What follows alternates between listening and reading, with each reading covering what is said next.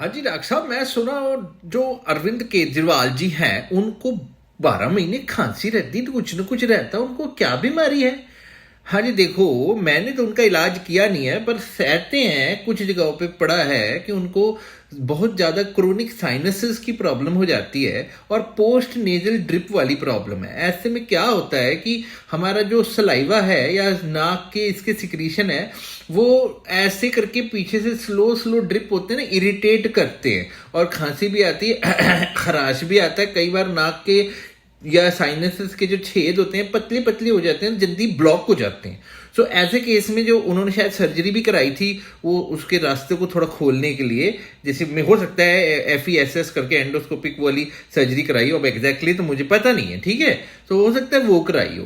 तो ऐसी चीज़ों में जो साइनस प्रॉब्लम है या PND, उस पर मेरे वीडियो जाके देखो, समझेगा क्या है वो बीमारी।